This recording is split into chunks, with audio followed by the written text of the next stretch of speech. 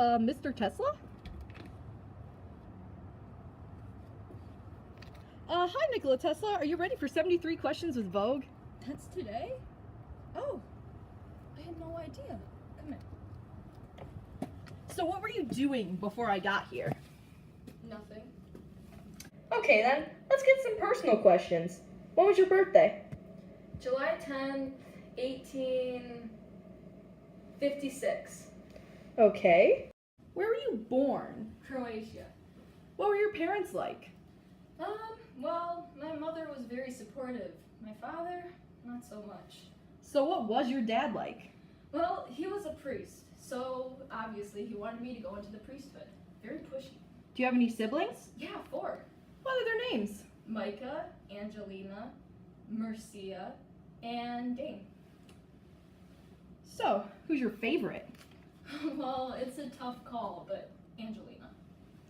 So who inspired you to start your work? My mother. She was always inventing little gadgets to help her around the house. So what made you move to America? My induction motor idea didn't sell in Croatia, so I wanted to come to America. How old were you when you moved here? About 28. All right. You mentioned a device earlier called an induction motor.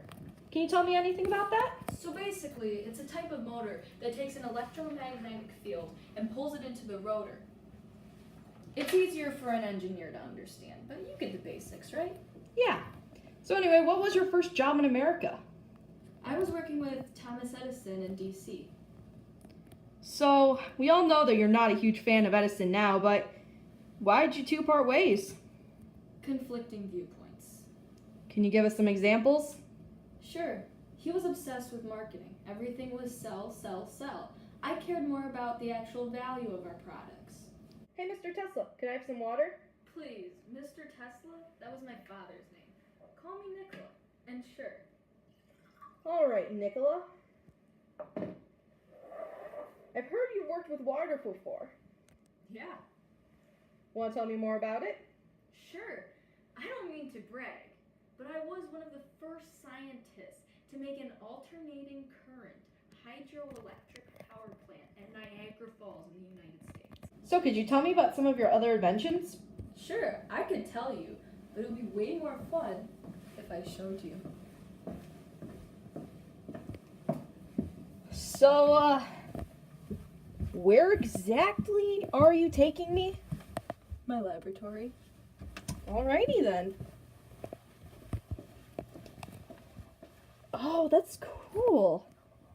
So, what's this you've been working on? Definitely not a death ray. Alrighty then.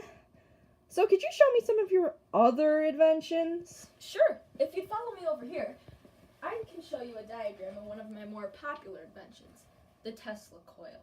This is a resonant transformer circuit which produces a high frequency, high voltage AC electricity. So, what's it used for?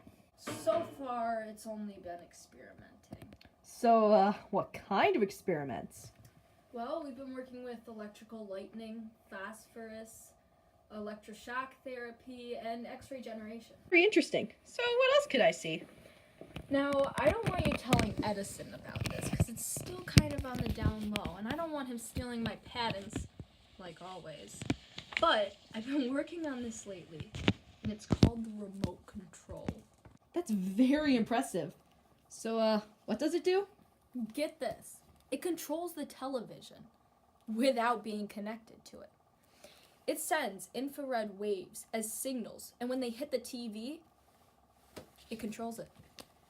I would have never thought that possible. Speaking of impossible, do you have any special talents? Would you consider a photographic memory a special talent? I definitely think so. So, what's your biggest fear? Germs. Definitely germs. So, what do you hate more than anything? When Edison decides to steal my patents and claim them as his own. If you could wish for anything in the world, what would it be? For Edison to stop stealing my ideas and using them as his own. Is there something, going on between you two? I mean, we're not friends, but we're not enemies either. We're just business rivals. So, you've been talking a lot about Edison stealing your ideas. Care to tell me exactly what he stole? Have you ever heard of the light bulb? Does that mean Edison's a fraud? Don't get me wrong, Edison's a genius. It's just that he has awful business etiquette. He takes other people's ideas and claims them as his own. What else has he stolen from you? You know, the record player, the electric chair, the telegraph. Honestly, I could go on and on. That leads us to our next question. What's your least favorite quality in a person? Greed. Favorite quality? Hardworking and an honest personality. So, what's your favorite quality in yourself? My impeccable sense of humor. Alright. Can you try and make me laugh? Why would you demand something so awful from me? You are an absolute madman. I can't just make you laugh on the spot. That is so rude of you. Okay. I'm sorry about that. Okay. Alright. What's the next question? What are your favorite hobbies? I like feeding birds. Okay, so why do you like feeding birds? I just think they're neat. Okay then, did you ever have any pets? Well, when I was a boy, I had a cat. Aw, what was its name? Mac.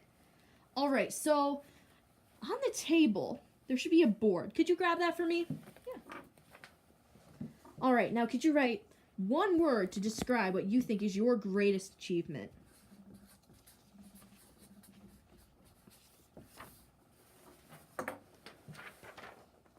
Alright, could you tell us what that means? Well, I discovered alternating currents, which is a type of electricity that's able to flow back and forth. Often this is used to power homes and businesses and electrical appliances. In some ways, I've helped power America. So, what's the difference between alternating currents and direct currents? Alternating currents is able to flow back and forth through an outlet in two different directions, but direct current is only able to flow one way. Alright, so do you think that alternating current power devices will stay popular in the future? Honestly, only time can tell. Of course, my discovery was revolutionary, but there's always room for improvement when it comes to technology.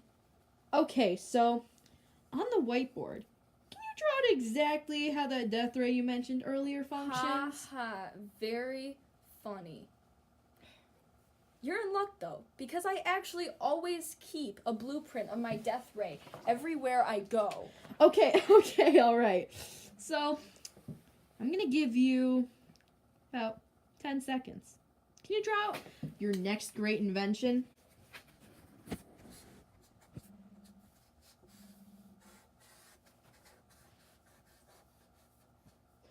Alright, time's up. So, is that a new version of your death ray? Yes, it is. So, is there any special someone in your life right now? No, not really. I'm very busy with work, and either way, girls sort of scare me. So I'm guessing that you're not going to want any children? No, I don't have time for children with all my work. That's understandable. So what would you say then is the most important thing in your life? Definitely my work. So what's one thing you can't live without? Water? So where's your favorite place in the whole world? New York. Why is that? It's just so truly fascinating. There's innovation around every corner you go. Speaking of fascinating, what topics interest you the most? I thought that was pretty obvious. Electricity. So do you have any hobbies or interests that are kind of, embarrassing? I like poetry. How do you have fun when you're not working?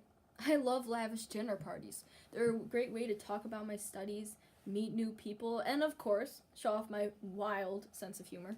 Do you have any odd habits? Yes, I always have to wear white gloves when I'm eating for aesthetic purposes. So is aesthetic important to you in your inventions? Honestly, when it comes to my inventions, I care a lot more about the quality than the aesthetic. So how is your free energy project going to work? Well, basically, I had it all planned out. We were going to set up towers all over the country that would communicate to each other and allow everyone to have communication with each other and free electricity. That's amazing, but why do I still have to pay my electric bill? Honestly, I ask myself the same thing sometimes. I had it all planned out, but it failed. How did it fail when you had such an amazing idea that could have changed the world forever?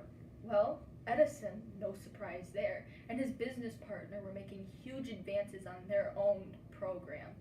And it attracted more investors, put me out of business. Or did you work with anyone else? What happened to them after you abandoned your project?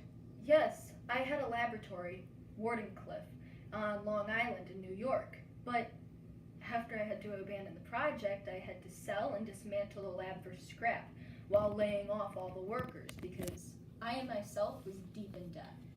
So what are you gonna do now? Honestly, I don't know, and the thought sort of scares me. I might try and be a consultant, but not right now. I'm still sort of down about the outcome of my free energy project. If you could change anything about your life, what would you change? I'd probably try and make a more stabilized foundation for my free energy project. Maybe then it would have been a success. All right, last question. Anything you want to say to the people watching? Yeah, don't trust greedy people. Only put your trust into hard-working people and pigeons. Now get out of my house.